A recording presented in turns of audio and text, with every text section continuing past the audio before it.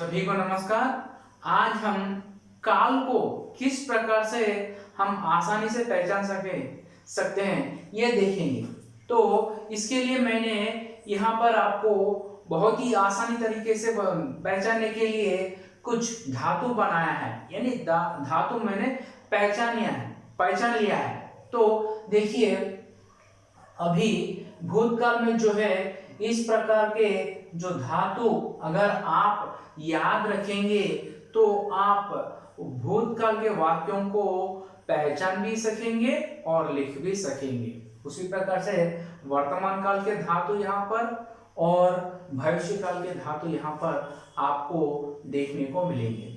तो देखिए, सबसे पहले जैसे कि भूतकाल में प्रकार भी 6 होते हैं, इसीलिए यहाँ पर आपको धातु बहुत सारे दिखते हैं। बहुत सारे धातु आपको भूतकाल में दिखते हैं।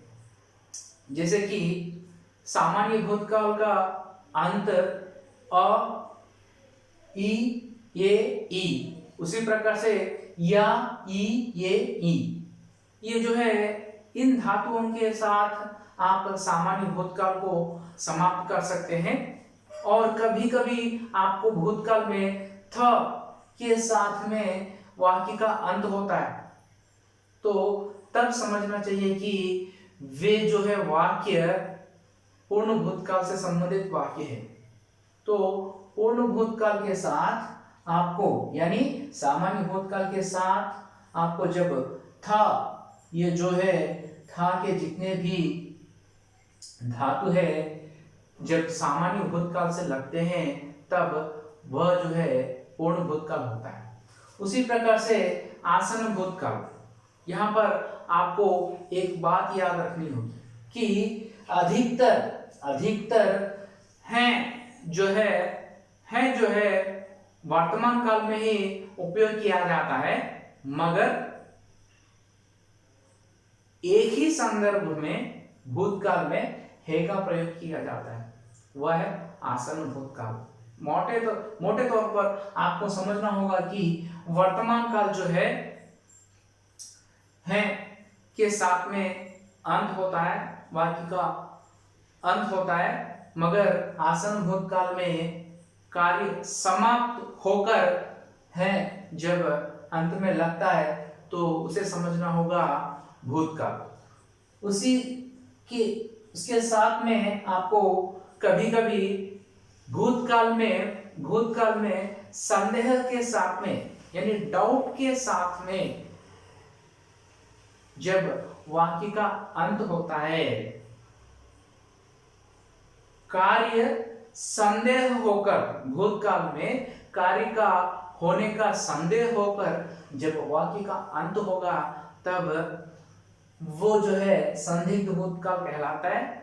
और उस वाक्य को पहचानने के लिए आपको वाक्य में संदेह का आभास होता है, साथ साथ में ये जो है होगा धातु, यानी होगा, होगी, होंगे, कभी कभी होंगी, जो है लिंग वचन के साथ में जो भी है वाक्य बनते हैं उसके साथ में आपको दिखते हैं।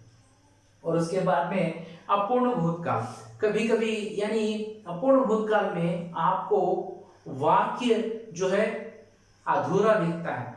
जैसे उदाहरण के लिए राजू खा रहा था, राजू खा रहा था, मतलब वाक्य का अंत जो है खा रहा था, जा रहा था, इस प्रकार से होता है, मगर भूतकाल में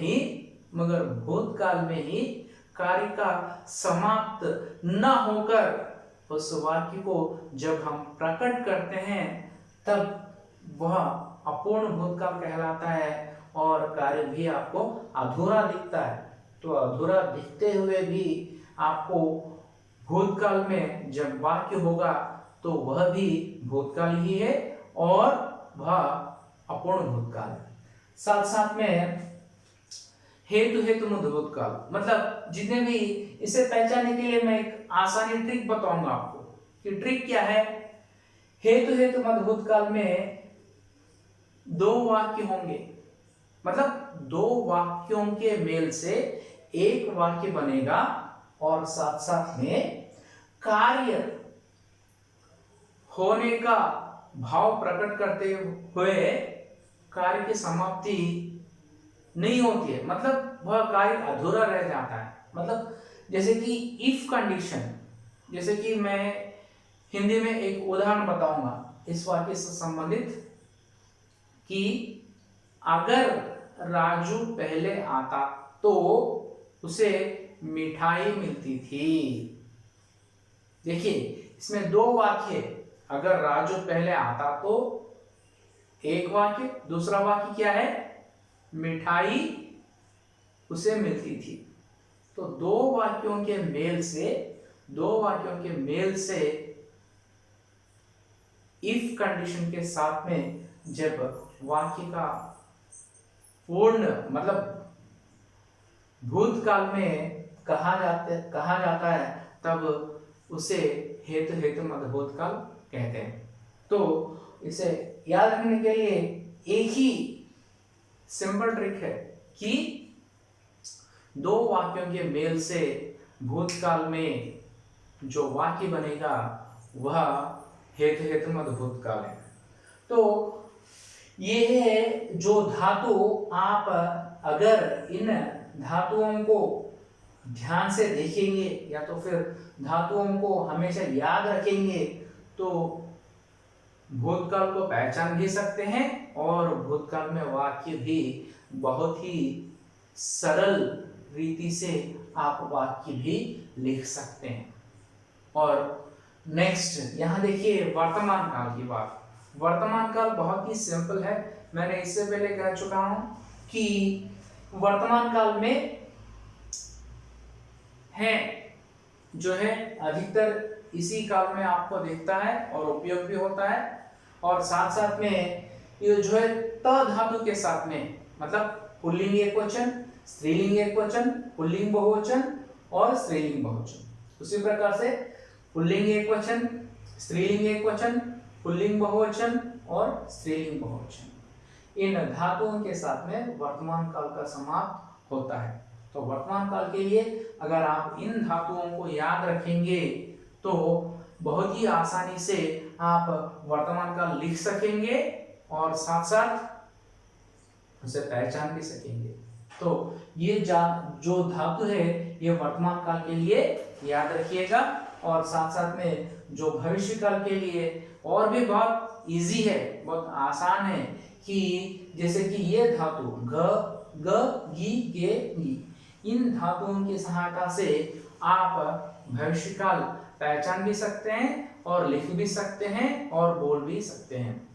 तो मेरे और भी आपको जो वीडियोस चाहिए उस वीडियोस के लिए आप इस चैनल पर लॉगिन कीजिए यानी सब्सक्राइब कीजिए और साथ साथ मेरे इन लिंक्स को आप शेयर भी कीजिए। धन्यवाद।